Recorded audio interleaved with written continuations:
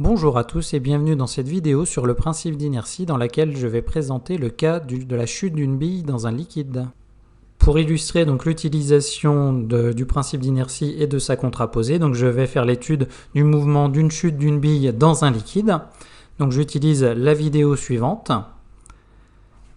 Et donc cela consiste à lâcher une bille donc, dans un liquide constitué d'un mélange d'eau et d'un peu de liquide vaisselle.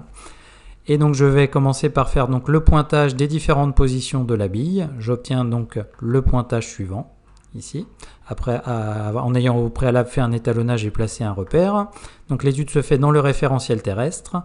Ensuite, à l'aide d'un script Python, donc je vais représenter les différentes positions de la bille et les vecteurs vitesse, ainsi que l'évolution donc de la norme de la vitesse ici.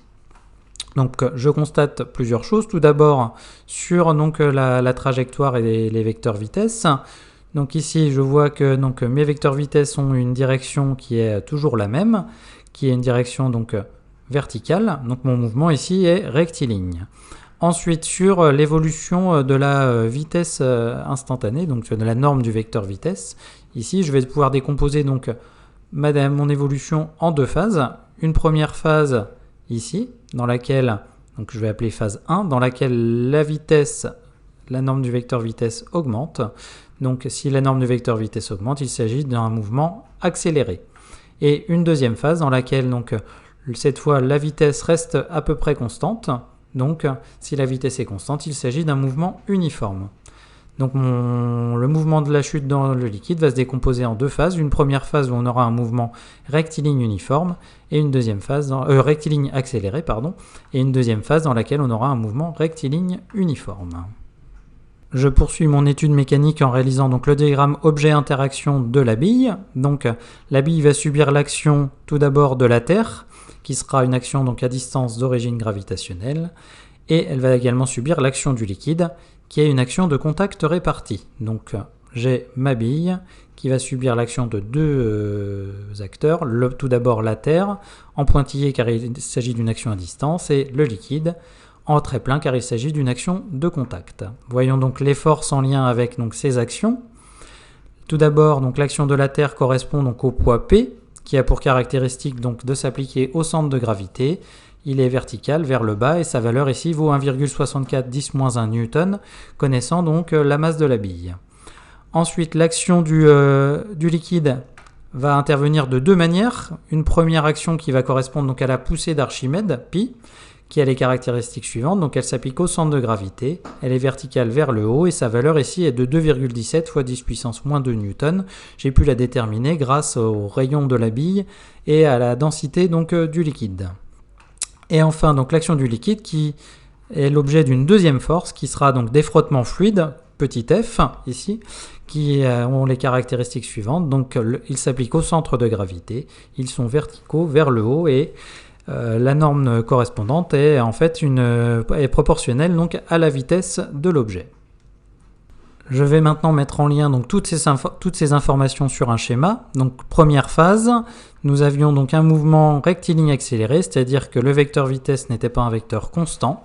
Donc dans mon éprouvette avec mon liquide et la bille, si je fais donc la représentation des différentes forces, j'ai donc au centre de gravité le poids qui s'applique, ensuite la poussée d'Archimède et la force de frottement. Au début, ma bille a une vitesse faible, donc la force de frottement étant proportionnelle à la vitesse, j'ai donc une force de frottement qui est petite. Si je représente donc la somme des forces dans cette situation, donc je place P, à son extrémité j'ajoute pi plus F, je vois ici que donc, la somme des forces est un vecteur non nul, qui est orienté vers le bas, donc dans le sens du mouvement de la bille. Donc c'est la raison pour laquelle donc, le mouvement est ici accéléré. Deuxième phase maintenant. Je considère donc ma bille maintenant dans le cas où j'ai un mouvement rectiligne uniforme, c'est-à-dire que le vecteur vitesse est un vecteur constant, donc c'est sur la deuxième partie du mouvement. Donc dans cette configuration ici, j'ai toujours le poids, la poussée d'Archimède qui n'ont pas changé. Par contre, la force de frottement, elle, comme la vitesse a augmenté du fait de l'accélération, au bout d'un moment, cette vitesse devient constante. Donc F ne varie plus et possède une valeur qu'on peut considérer comme maximale.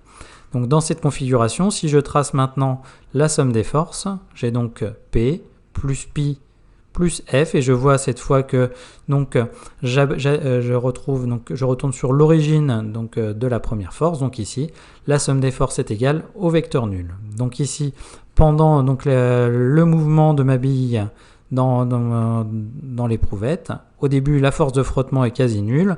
Elle augmente au fur et à mesure du mouvement. Tant que je n'arrive pas au cas des sommes des forces qui est égale au vecteur nul, le mouvement est accéléré.